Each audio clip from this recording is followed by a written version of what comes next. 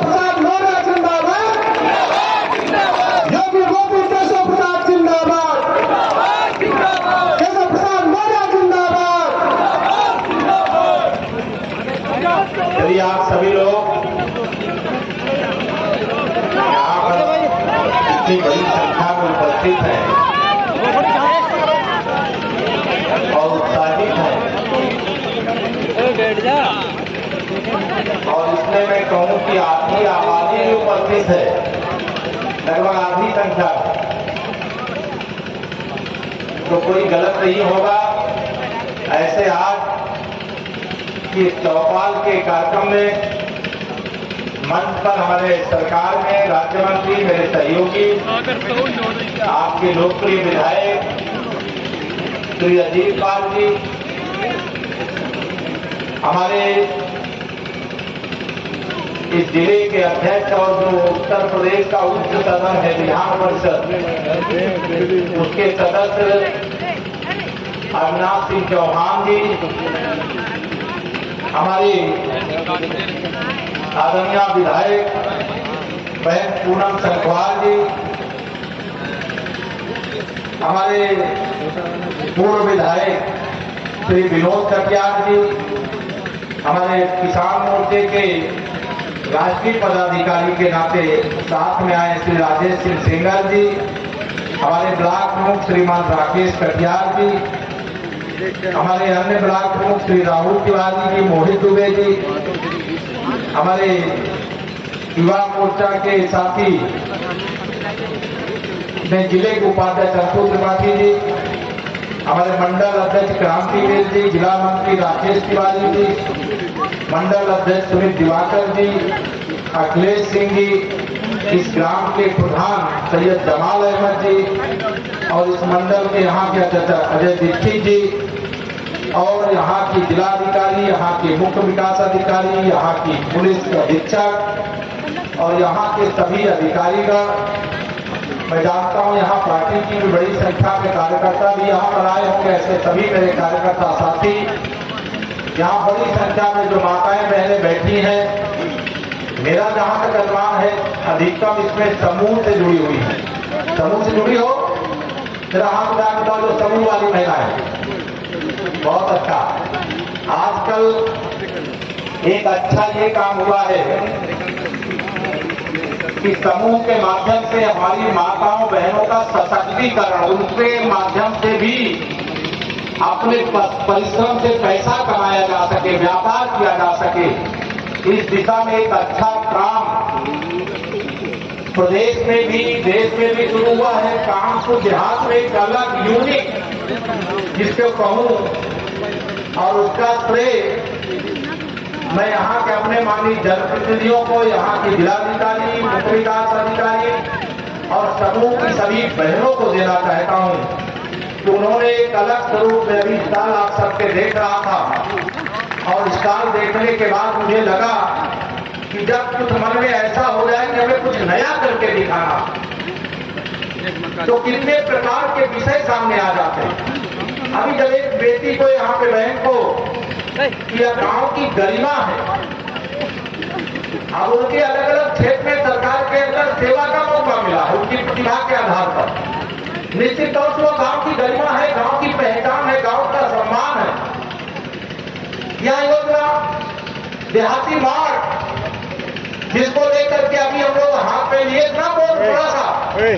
अब देहाती मार्ग क्या, मुझे अभी एक देहाती मार्ग का दुकान जिसको कह सकते हो, उस दुकान का मैंने कैंची से फीता काटा और उसको आज से शुरू करने का काम मुझे बताया गया, मैंने वह काम किया। अब इससे क्या सुविधा हो गई? इससे सुविधा ये हो गई कि अब सरकार जो हमारे गांव के रहने वाले लोग हैं, अपने बच्चों को अगर सरकारी स्कूल में पढ़ाते हैं, तो ऐसे बच्चों को यूनिफॉर्म खरीदने के लिए, उनका शूज खरीदने के लिए, जूता मोजा खरीदने के लिए 1200 रुपया सीधा खाते में भेजा जाता है। बहुत जगह ये शिकायत आती थी, जो पैसा जाता है उसमें से वो जल्दी से बच्चे को उसका जो यूनिफॉर्म में खरीद करके दें, ड्रेस खरीद करके दें, उसके जूते मोजे खरीद करके दें। यह करने की जगह वो पैसा और किसी काम में खर्च कर देते थे। लेकिन मैं आप सबके माध्यम से यहाँ कहना चाहता हूँ पूरे जनपद के एक एक अभिभावक से, ये जो पैसा आपके खाते में भेजा गया है, आपके बच्चे के ड्रेस के लिए भेजा गया, जूता मोजा के लिए भेजा गया है, उसका एक भी पैसा दूसरे काम में खर्च नहीं करना है। और इसके लिए यह दुकान खुल गई। अपने बच्चे को आप जब देखते होंगे ड्रेस में, वो ड्रेस में पहना हुआ बच्चा जैसे कॉन्वेंट विद्यालय में पढ़ने वाले बच्चे होते हैं, वैसे ही आजकल प्राइमरी और जूनियर हाई स्कूल में पढ़ने वाले बच्चे दिखाई देते हैं। इसके लिए सदैव तैयार रहना चाहिए और इसका पैसा कहीं इधर उधर सरकार इसलिए पैसा देती है। अभी मैं देहाती मार्ट के अलावा यहाँ पर आपका जो पार्क बना है उसमें कई चीजें युवाओं के लिए भी, बुजुर्गों के लिए भी, बच्चों के लिए भी, आप खेलना चाहें, खेलने से आदमी स्वस्थ रहता है। और गांव का बच्चा जितना गांव के अंदर खेल कूद करके प्रतिभाशाली हो जाता है, शहर वाले जो बच्चे होते हैं उनको महीनों क्या सालों कई साल प्रशिक्षण दिया जाता है, तब गांव के बच्चे के मुकाबले वो तैयार हो पाते हैं। अब आपके गांव में ऐसा पार्क तैयार हो गया है, योग करिए और निरोग रहिए, योग करने का भी स्थान हो गया है, औषधियों का भी पार्क बना देने का काम किया गया है। ऐसे तमाम काम, अमृत सरोवर, अमृत वाटिका, पोषण वाटिका, फिट गांव, ओडीएफ गांव, निपुण गांव, पुस्तकालय, ऐसे तमाम चीजें हैं जिनका वर्णन करूंगा बहुत देर लगेगी। मैं देख रहा हूं मेरी माताओं बहनों गर्मी बहुत कर रही, बड़ी तेजी से पंखा सब बड़ी देर से बैठा है लग रहा। कहना दे रहे आप पंखा चलाओ, मैं मना नहीं कर रहा हूं, लेकिन गर्मी है ना। आगे से यहाँ डीएम साहब, सीईओ साहब, इधर तो हवा हम लोगों को मंच पे लग रही है, लेकिन मंच के सामने भी जो बैठे लोग उनको भी हवा लगे, इसकी व्यवस्था भविष्य में करिएगा। या मैं आज यहाँ पर कह के जा रहा हूँ, तो पूरी बात सुनने में समस्या होती है। आज आप मुझे कानपुर दौरे का मौका मिला और कानपुर दौरे पे जब आया, सीमा में प्रवेश किया, सारे संगठन के साथी सीमा पर ही स्वागत के लिए बैठे थे। लेकिन जनपद का पहला कार्यक्रम आपके गांव में हुआ है, रमई में, रमऊ में। और रमऊ गांव में जब कार्यक्रम के लिए आया तो मैं रास्ते से जब आ रहा तो देख करके सोच रहा था, क्योंकि मैं प्रदेश के अनेक गांव में आजकल जाता हूं, इस प्रकार के तमाम सारे जो प्रोजेक्ट हैं उनको देखता हूं, उसमें कोई कमी होती तो उसका सुझाव देता हूं। हमारी सरकार का एक ही संकल्प है, गरीब के लिए जो योजना बने वो गरीब तक पहुंचे, कोई बेईमान उसमें से कुछ खा ना जाए, कोई भ्रष्टाचार ना करे। ये हमारे प्रधानमंत्री जी, हमारे मुख्यमंत्री जी दोनों लोग चाहते हैं।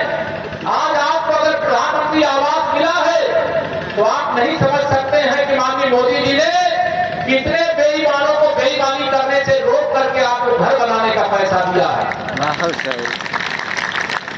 और जो घर बनाने का पैसा दिया जाए अगर उसमें कोई घपला करे तो हम बर्दाश्त नहीं करते, हम ऐसे लोगों के खिलाफ कठोर से कठोर कार्रवाई करते हैं। अब प्रधानमंत्री जी ने क्या कहा, हम जिन्हें प्रधानमंत्री आवास देंगे उन्हें एक शौचालय बनाने के लिए भी 12,000 रुपया और देंगे। जिनको आवास मिला इस गांव में मैं देख रहा था, अभी कई लोगों को प्रधानमंत्री आवास मिला है, उस आवास के साथ साथ एक शौचालय के लिए 12,000 रुपया, साथ में जिनको आवास मिला है उन्हें 90 दिन का मनरेगा के माध्यम से जो मजदूरी का पैसा होता है, अपना घर बनाने में काम करिए, उसका भी प्रधानमंत्री जी पैसा दे रहे हैं, मुख्यमंत्री जी पैसा दे रहे हैं। 90 दिन की मजदूरी लगभग 18,000 वह भी देने का काम किया जाता है। अब इसके बाद घर बन गया तो क्या चाहिए, अब घर बन गया तो घर में अंधेरा रहेगा तो क्या मतलब घर दिखाई देगा क्या नहीं दिखाई देगा। माननीय प्रधानमंत्री जी ने बेईमानों को बेईमानी करने से रोक करके सौभाग्य योजना बनाई, जिसमें हर प्रधानमंत्री आवास धारक को भी और जिनका घर पहले से बना बिजली लगाने का पैसा नहीं था उनके घर में भी सौभाग्य योजना से बिजली लगाने का कनेक्शन दे दिया। अब इसके बाद तो बिजली से काम चलेगा नहीं, रोटी भी चाहिए, तो रोटी के लिए क्या चाहिए, गैस का चूल्हा चाहिए, गैस का सिलेंडर चाहिए। प्रधानमंत्री उज्ज्वला योजना में जिनको आवास दिया गया उनको भी, जो गरीबी रेखा वाली सूची में है उनको भी प्रधानमंत्री उज्ज्वला योजना का कनेक्शन देने का काम किया गया। गरीबों के घर में भी, केवल अमीर के घर नहीं, गरीब के घर में भी गैस के चूल्हे पर भोजन बनता है कि नहीं बनता है? ये मोदी जी ने बहुत नई मानव सेवाई लड़कर के आपके लिए सुविधा दी है। अभी इसके बाद उन्होंने क्या किया, हर घर तक नल से जल पहुंचाया जाए। हैंडपंप आपके गांव में कई लगे हैं, कोई चलता है कोई नहीं भी चलता होगा, मुझे मालूम नहीं, मैं देखा नहीं। इधर मुझे प्रधान जी के यहाँ से सूची जो मिली कि सभी हैंडपंप चल रहे हैं, मैं बधाई देता हूं। लेकिन अभी हम सब लोग पूरे देश के अंदर माननीय मोदी जी के मार्गदर्शन में, पूरे प्रदेश के अंदर उत्तर प्रदेश में मुख्यमंत्री जी के मार्गदर्शन में हर घर तक नल से जल पहुंचाने के लिए पाइपलाइन बिछाने का काम किया जा रहा है, जिससे किसी को हैंडपंप किसी से मांगने की जरूरत नहीं पड़ेगी। तो क्या क्या हो गया, बिजली भी लग गई, आपका घर भी बन गया, शौचालय भी बन गया, मनरेगा की मजदूरी भी मिल गई, बिजली का कनेक्शन भी मिल गया, गैस का कनेक्शन भी मिल गया। तो उसके बाद आप सोचेंगे राशन कहां से मिले? तो राशन भी फ्री में 2 साल से ज्यादा से मिल रहा है कि नहीं मिल रहा, बताओ? मिल रहा है। तो गरीब आदमी उसको फ्री में राशन भी देने का काम मोदी जी कर रहे हैं। यह सारी व्यवस्था अभी एक मैं 2 माताओं बहनों को यहाँ पे आयुष्मान भारत योजना का कार्ड दिया। मैंने कहा कि क्या है? एक माता जी ने तो बताया कि इसमें इलाज कराने की सुविधा है। एक माता जी ने कहा आशा बहू ने दिया है, आशा बहू ने दिया है। मैंने कहा क्या दिया है, कैसे दिया है? उन्होंने कहा वो आशा बहू जाने। लेकिन मैं आप सबको यहाँ बता, जिनका आयुष्मान भारत का कार्ड बना है, उनके घर में भगवान से यही प्रार्थना करके जाना, पहले तो किसी घर में कोई बीमार ना हो। अगर कोई बीमार हो जाए तो उसे इलाज कराने के लिए कर्ज नहीं लेना है, जेवर नहीं बेचना है, खेत नहीं बेचना है। अब वो जाएगा किसी अस्पताल में तो 5 लाख रुपया तक का इलाज माननीय मोदी जी ने, आदरणीय योगी जी ने व्यवस्था की है, तो जाकर अस्पताल में करा सकता है। यह कार्ड इसके लिए है, यह गरीब कल्याण के लिए हमारी सरकार समर्पित है। या पहले आप जानते हो आप क्या अमृत सरोवर बन रहा है आपके गांव में ही नहीं, प्रदेश के लगभग सभी गांवों में हमारे पुरखों ने बड़े बड़े तालाब बनाए थे और उन तालाबों को लोगों ने पाट करके अपना घर बना लिया, कब्जा कर लिया। प्रधानमंत्री जी ने कहा मेरे आजादी के देश की आजादी के 75 साल हुए और हम लोग सभा में कम से कम 75 अमृत सरोवर बनाने का काम करेंगे। अब यह 75 अमृत सरोवर तो बन ही रहे हैं, हर गांव में 2 और 2 तालाब आपके हैं, उनको भी बनाने का काम होगा। और जो कागज में तालाब का नंबर में जमीन दर्ज है, अगर सरोवर छोटा बन गया है और जमीन बच गई है, उसे भी नाप करके खाली जमीन पर वृक्षारोपण करेंगे, पेड़ लगाएंगे और पेड़ लगा करके जिससे आने वाली पीढ़ियों को अच्छी हवा, अच्छा पानी, अच्छा स्वास्थ्य, भोजन के बिना कोई न रह जाए, उसकी भी व्यवस्था। अभी 2-3 दिन पहले माननीय प्रधानमंत्री जी ने फ्री में जो राशन गरीबों को 15 करोड़ यूपी में दिया जा रहा है, देश में 80 करोड़ लोगों को, उसे 3 महीने और फ्री में देने की तिथि बढ़ा दिया है। ये दिसंबर तक आपको मिलेगा। आप सब इस बात को जानते हो।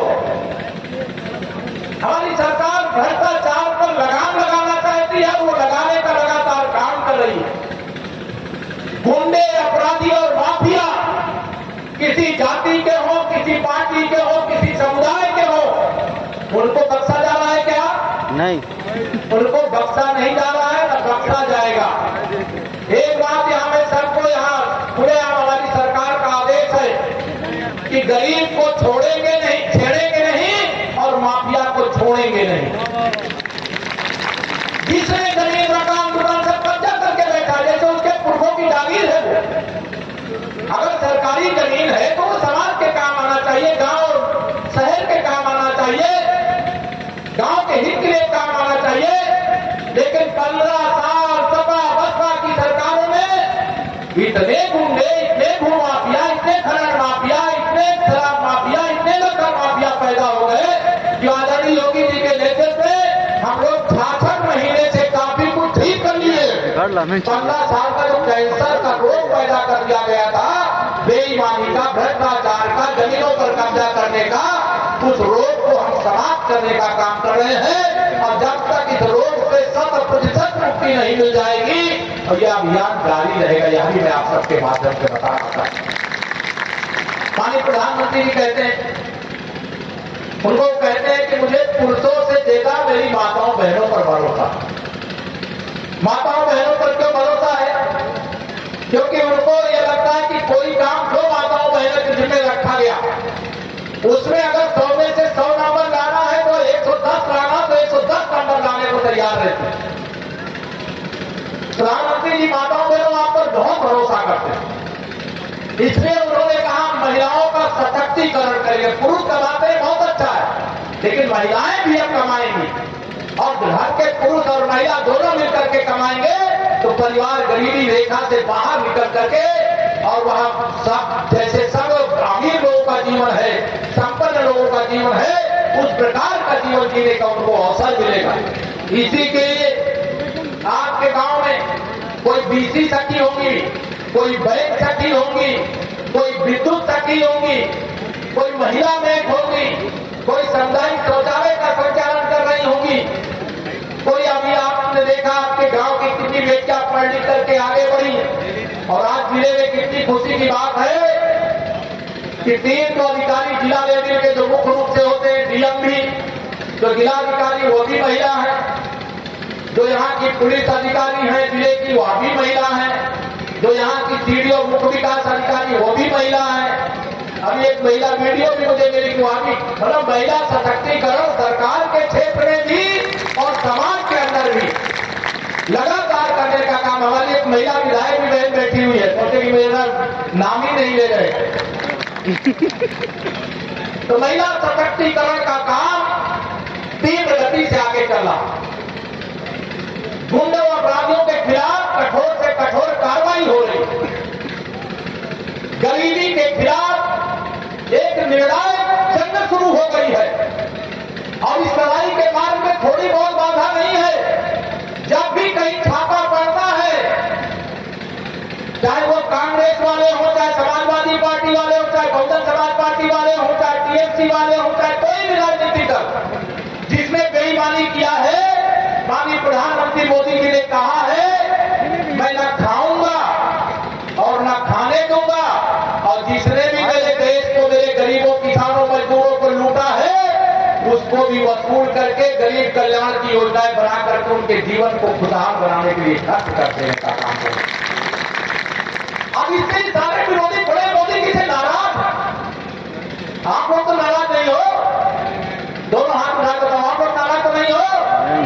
छापा पड़ते रहना चाहिए। जो कोठरी कोठरी भर भर के नोट इकट्ठा किए उसको निकालना चाहिए, नहीं निकालना चाहिए। कई खानों में सोने की सिल्लियां दबा दबा करके रखे, ये पसीने जो मेहनत करके कमाता है उसकी कोठरियां नोटों से 2-2 हजार वाली नोट से नहीं भरी रहती, उसके तिजोरी में सोने की सिल्लियां नहीं होती है, उसके लिए बहुत परिश्रम करके कमाता है, जो भी शायद थोड़ा बहुत कमा पाता है। लेकिन इन लोग बेईमानों ने पहले सरकार की जो कांग्रेस की देश में उनके प्रधानमंत्री थे, जो पुराने राजनीतिक लोग होंगे वो जानते होंगे, देश की संसद में खड़े होकर के कहे थे कि अगर हम दिल्ली से 100 रुपया भेजते हैं तो जिसके लिए भेजते वहां पहुंचते पहुंचते 15 रुपया पहुंचता है। ये 85 रुपया कहां जाता था? यही तिजोरी के अंदर से निकल रहा है, यही तहखाने से निकल रहा है। इसी के कारण बहुत सारी गरीब कल्याण की योजनाएं भी आगे बढ़ रही है, आज सीमाएं भी सुरक्षित हो रही है, दुनिया में भारत की ताकत भी बढ़ रही है। अगर देश दुनिया के अंदर नंबर 1 बन रहा है तो उत्तर प्रदेश हिंदुस्तान में नंबर 1 के स्थान की ओर आगे बढ़ रहा है। और इसको बढ़ाने में आप सबका सहयोग चाहिए। करोगे सहयोग? मुझे पत्रकार लोग बहुत पूछते हैं कि केशव जी बताइए 2024 में लोकसभा चुनाव है, आप लोग कितनी सीटें जीतोगे? तो मैंने कहा हम 80 सीटें जीतेंगे उत्तर प्रदेश में, क्योंकि 80 लोकसभा सीटें हैं। तो कह रहे फिर सपा बसपा कांग्रेस का क्या होगा? मैंने कहा जाओ गांव के गरीब से पूछो, मेरे बड़े बुजुर्गों से पूछो, मेरी माताओं बहनों से पूछो, वो तुम्हें बता देंगे उनका क्या होगा। अरे जिन्होंने उनको लूट करके उनके जीवन में खुशहाली लाने वाला पैसा अपनी 100 पीढ़ियों के लिए एकत्र करके तिजोरियों में बंद कर दिया है, वो संसद में जाने लायक नहीं है। इसे 2024 के लोकसभा चुनाव में उत्तर प्रदेश से 80 में से 80 सीटें जीतेंगे, ऐसा मुझे जनता के आशीर्वाद पर, डबल इंजन सरकार के काम पर, भारतीय जनता पार्टी के कार्यकर्ताओं के परिश्रम पर, इसके आधार पर मेरा विश्वास है। अभी 2022 का चुनाव हुआ था, इस चुनाव में सारे विरोधी एक तरफ से ऐसे मिल गए, उन्होंने सोचा कि अब श्री अखिलेश यादव जी बयान देते थे कि हम 400 सीटें जीत रहे हैं। मैंने कहा श्री अखिलेश यादव जी उतना बोलो कि कल अगर ना आवे सीट तो कम से कम बोलने के लायक रहो जनता के बीच में। उन्होंने कहा कि हम 400 सीटें जीत रहे हैं। लेकिन जब रिजल्ट आया तो मैं देख रहा था मेरा कार्यकर्ता पीछे था, मेरी माताएं बहनें और जनता आगे आगे कमल खिलाने का काम कर रही थी। और जिस प्रकार से 271 हमें फिर से आपने सीटें जीत करके सरकार बनाने का मौका दिया, कि 6 महीने बीता दूसरी पारी का, और 6 महीने के अंदर आप सब ने देखा है कि गांव का जो कायाकल्प है ये आप नहीं देख पाते। जो आवाज मिल रहा है, जो सुविधाएं मिल रही हैं, अगर ये बेईमानों की सरकारें होती तो अभी 100 साल आपकी 5 पीढ़ी और प्रतीक्षा करती, तब पक्का मकान मिलता, तब गैस का कनेक्शन मिलता, तब गरीब के घर का शौचालय बनता, तब गांव की सड़कें बनती, तब बिजली आती, तब पानी आता। लेकिन आज बेईमानी रोकने से हमारा प्रदेश, हमारा देश तीव्र गति से आगे बढ़ रहा है। इसलिए मैं आप सब लोगों को आज यहाँ पर बहुत बातें करना है। अभी मुझे सरकारी समीक्षा बैठक भी कर रहा है, बहुत बातें करने का मेरा मन है। लेकिन मैं इतना कह करके कि आने वाले समय में फिर कभी मौका मिलेगा तो आप सबके बीच में मैं आऊंगा, आप सबसे विस्तार से बातचीत करूंगा। आज इतना ही निवेदन करके, देश की सरकार जो आपने कमल का फूल खिला करके मोदी जी के नेतृत्व में बनाई, प्रदेश की सरकार जो कमल का फूल खिला करके आदरणीय योगी जी के नेतृत्व में बनाई, उस सरकार का खजाना गांव के विकास के लिए, गरीब के विकास के लिए, किसान के उत्थान के लिए, नौजवान के रोजगार के लिए, महिलाओं की सुरक्षा के लिए खुला हुआ है और खुला रहेगा। यह आश्वासन देते हुए मैं दूंगा अपनी वाणी को विराम। बोलिए जय श्री राम, जय श्री राम, भारत माता की जय। आप सबका बहुत बहुत धन्यवाद। जिलाध्यक्ष एवं उत्तर प्रदेश सरकार में एमएलसी हमारे अविनाश सिंह चौहान जी, हमारी बहन पूनम सटवाल जी विधायक रसूलाबाद, हमारे भाई पूर्व विधायक विनोद कटियार जी, हमारे छोटे भाई अंशु कटियार जी, कानपुर देहात के हमारे जिलाधिकारी महोदय, सीडी महोदय, और यहाँ पर रमऊ गाँव की बहुत बड़ी संख्या में बैठे हुए सभी ग्रामीणों को मेरा सादा चरण स्पर्श। जैसा कि आप लोग जानते हैं कि सरकार की बहुत सारी योजनाएं आ रही हैं। ये योजनाएं आप लोगों के लिए ही है, क्योंकि निरंतर हम लोगों का प्रण कर रखा है कि क्षेत्र को विकास में अग्रणी करना है। अग्रणी करने के लिए बहुत सारी सरकार की योजनाएं ला रही है। उस योजना के तहत आज हम लोग यहाँ पर सरोवर तालाब का उद्घाटन कर रहे हैं। बहुत सारे आवासों का यहाँ उद्घाटन हुआ है हमारे आदरणीय केशव जी के द्वारा, और यहाँ पर न जाने कितनी सारी योजनाएं जो सिकंदरा विधानसभा में मैंने जब आदरणीय मुख्य डिप्टी सीएम साहब मंत्री तो उनसे जब भी मैं आग्रह करता था कि सिकंदरा विधानसभा के लिए विकास के लिए जो भी होता था सबसे पहले तुरंत मुझे करके देते थे। जैसा कि आपका ये हमारा आपका बेमई वाला पुल हमारे सिकंदरा में एक मंगलपुर के पास एक पुल देने का काम किया, ऐसे हमारे इंदू के पास पुल देने का भी काम किया। न जाने कितनी अनगिनत इस सिकंदरा विधानसभा में जो रोडों देने का काम किया है। मैं आदरणीय केशव जी को बहुत बहुत धन्यवाद कहता हूँ। और आज हम लोगों के बीच में यहाँ आकर हम लोग को पैदा किया है, और सिकंदरा विधानसभा की जनता की तरफ से एक बार उनको बहुत बहुत धन्यवाद। और ज्यादा में बोलते हुए मैं आदरणीय केशव जी को एक बार बहुत धन्यवाद करते हुए बहुत बहुत धन्यवाद करता हूँ। कृषि विभाग द्वारा 2 एकड़ के किसान को राई की 2 किलो की मिनी किट का वितरण, और इसी क्रम में आमंत्रित करते हैं जनपद की किसान पुष्पा देवी पत्नी श्री राम सरा, और बीज विधायक संयंत्र योजना के अंतर्गत सीड प्लांट लगाने के लिए 60 लाख रुपए का कृषि विभाग के द्वारा इनको अंश प्रदान किया गया और बीज विधायक संयंत्र केंद्र की चाबी आज यहाँ पर सौंपी जाएगी। मैं आमंत्रित करूंगा श्रीमती बीना सिंह और प्रधानमंत्री कुसुम योजना अंतर्गत सोलर वाटर पंप स्थापना हेतु श्री शिव सागर सिंह।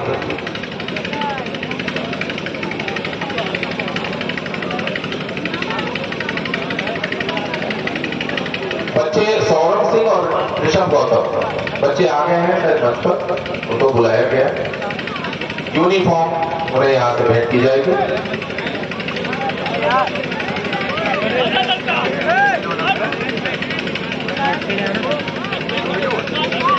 हाँ उधर वो टाइम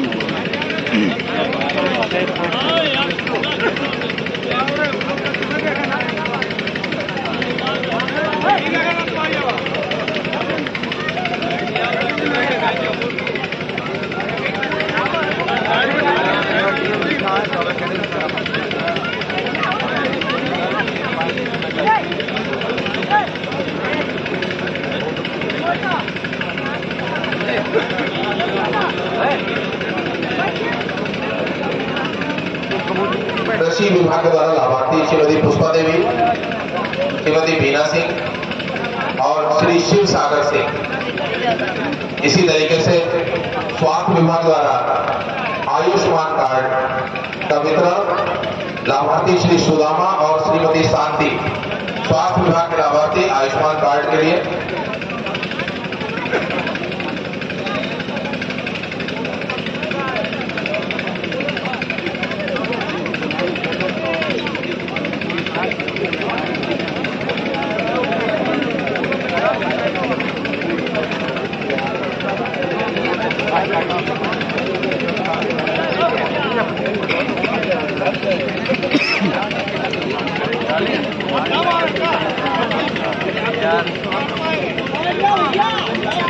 आयुष्मान कार्ड के लिए श्री सुदामा और श्रीमती शांति, कृषि वितरण बीज के लिए श्रीमती पुष्पा देवी।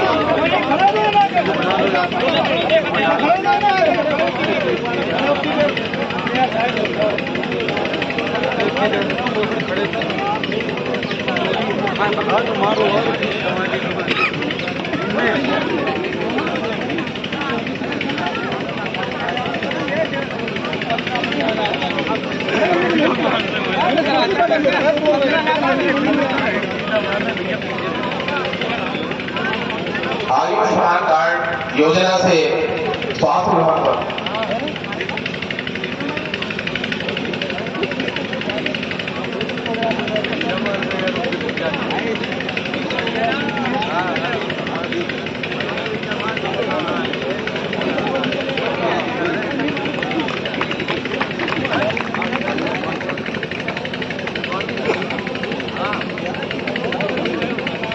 आयुष्मान कार्ड के लाभार्थी